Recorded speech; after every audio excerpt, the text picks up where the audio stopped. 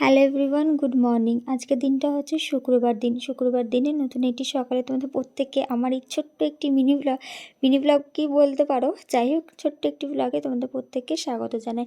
এখন বাজে ওই 8টা মতন। কী করবো বলো, বাপের বাড়িতে একটু লেটে ঘুম থেকে উঠি, কারণ আমার তো কোনো কাজ বাজ থাকে না। ওদিকে আমার বর খাওয়া দাওয়া করে টিফিন নিয়ে চলে গেছে কাজে।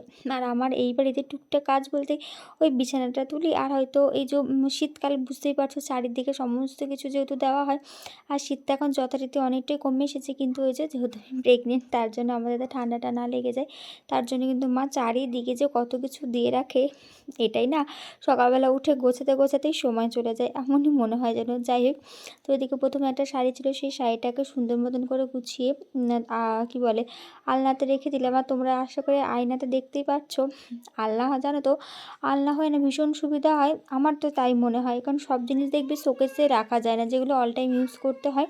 এটা বেশ ভালো, আমার একটি ইচ্ছা আছে কেনার, দেখা যাক এখন কবে কিনি। ইচ্ছা তো ছিল এর মধ্যে ঘর বাড়িতে হাত দেবো, কয়েকটা জিনিসপত্র করার ইচ্ছা ছিল, কিন্তু ওই যে আসছে সে হচ্ছে বেশি ইম্পর্টেন্ট আমাদের কাছে, তার জন্য ওইগুলো আবার পরেও হবে। যাই হোক, তো এদিকে সমস্ত কিছু গুছিয়ে রেখে এখন আমি একটুখানি ঘরটা ঝাড় দিয়ে নিচ্ছি। ওই যে বলে আমার কোনো কাজ বাজ থাকে না, তার জন্য। আর এদিকে দেখো সকালবেলায় আজকে খেতে ইচ্ছে করছে আমার চাউমিন। জানো তো, তোমাদের সাথে একটা কথা শেয়ার করি, আজকে যা যা রান্না হচ্ছে, যা যা খাবার খাবো, সব কিন্তু আমার পছন্দ মতনই খাবার হবে। ওই যে প্রেগনেন্সি বলে কথা, যখন যা খেতে ইচ্ছে করে তখন তো তাই করে দিতেই হবে, নাহলে ওই যে পুচকু বা পুচকি যেই হোক না কেন তার যে লাল পড়বে। তার জন্য আমি যখনই যা খেতে ইচ্ছা করে, মা, বাবা আর আমার বর তিনজন মিলে কিন্তু প্রাণ চেষ্টা করে সেটা আমাকে করে দেওয়ার জন্য বা কিনে এনে দেওয়ার জন্য। তো এখন ইচ্ছে করেছে সকালবেলা একটু চাউমিন খেতে, তো এই চাউমিনটাই রান্না করছে মা। আর এদিকে ওই যে বললাম আমার কোনো কাজ বাজ থাকে না, সারাক্ষণ শুধু ঘরে বসেই থাকি, শুয়ে থাকি। আর তো সবসময় শুয়ে বসে থাকতে ভালো লাগে না, যদি মাকে বলি মা একটু কাজ করবো, মা বলে যে না, তোর এখন কোনো কাজ করতে হবে না। আর এদিক থেকে আমি কুমিয়ে দেখছি এখনও কলে জল আছে কিনা। ওই যে এখন কিন্তু 9টার বেশি বাজে, আমাদের এই বাপের বাড়িতে অনেকক্ষণই জল থাকে জানেন তো। তো মা ওই জিনিসপত্রগুলো ধোয়াধুয়ি করবে, তার জন্য। এখন গোদের সময় হচ্ছে ঠিক 10:30, আর আমার খাওয়া দাওয়া কমপ্লিট, একটু রেডি হয়েছি, একটুখানি যাবো মায়ের সাথে। হ্যাঁ, আমার কাছে একটু মায়ের সাথে বেরাবো। আর এই যে সোয়েটার পরেছি, আজকে বোধহয় মাঘ মাসের শেষের দিন, আজকে হচ্ছে তোমার 13 তারিখ। তো আজ শুক্রবার দিন, ভীষণ গরম লাগছে এখন, আর ঘরের ভেতর ঠান্ডা লাগছিলো, তাও সোয়েটারটা পরে নিয়েছি। আজকে দেখছি বেশ ভালোই ঠান্ডা দিয়েছে। এইদিকে ব্যাগ নিয়ে নিয়েছি, এর মধ্যে রয়েছে জলের বোতল। আজকে ছাতা নিয়ে নিই, কারণ এতটা ঠান্ডা লাগছে, ওই জন্য আজকে ছাতা নিয়ে নিই। এদিকে মাও রেডি হয়ে গেছে, চলো এবার আমরা যাবো হচ্ছে একটু আখের রস খাবো, একটু দরকারি কাজকর্ম আছে, সেগুলো একটুখানি সারতে যাবো আজকে। আর তোমার হচ্ছে যাওয়ার কথা রয়েছে নৈহাটিতে, আজকে যাবো না, সোমবার দিন যাওয়ার কথা ছিল, কিন্তু শিবরাত্রির জন্য যাওয়া হবে না, দেখা যাক কবে যাই। যেদিনই যাবো তোমাদের তো অবশ্যই দেখাও। চলো একটু রথটা থেকে ঘুরে আসি। আচ্ছা, তোমাদের বলেছিলাম যে একটুখানি বেরাচ্ছি, তো কিছু কিনতে গেছিলাম, সেই কিছু জিনিস কেনা হয়ে গেছে।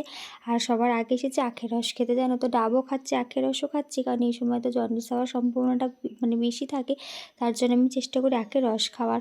বাট আমার বাড়ির আশপাশে বলতে অনেকটাই দূরে রথতলাতে, তার জন্য ডেলি খাওয়া হয় না। তো আমি একটুখানি খেলাম, আর মা আখের রস খায় না, মানে আখের রস খাবে না, যেহেতু আমাদের লেবু টেবু দেওয়া থাকে, তো তার জন্য।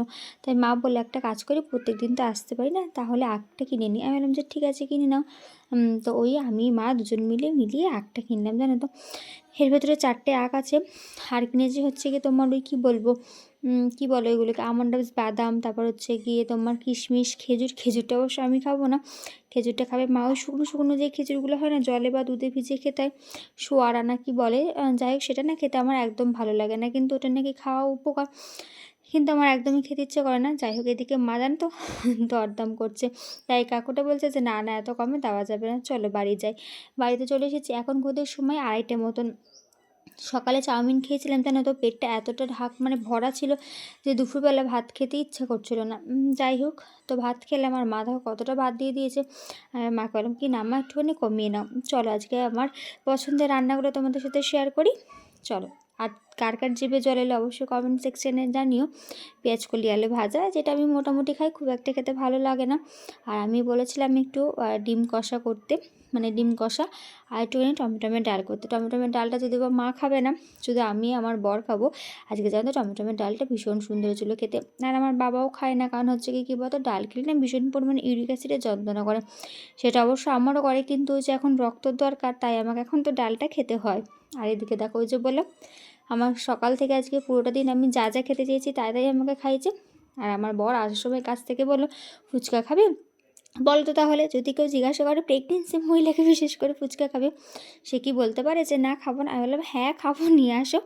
এই ফুচকা খেয়েছি, মানে সন্ধ্যাবেলা টিফিন বলতে পারো ফুচকা। আজকে জানতো হরলিক্স খাইনি, কারণ যেহেতু টক জল খাচ্ছি, হরলিক্স খেলে যদি কেটে যায়, যদি কি কেটে যাওয়াটাই স্বাভাবিক, তার জন্য আর খাইনি জানো তো।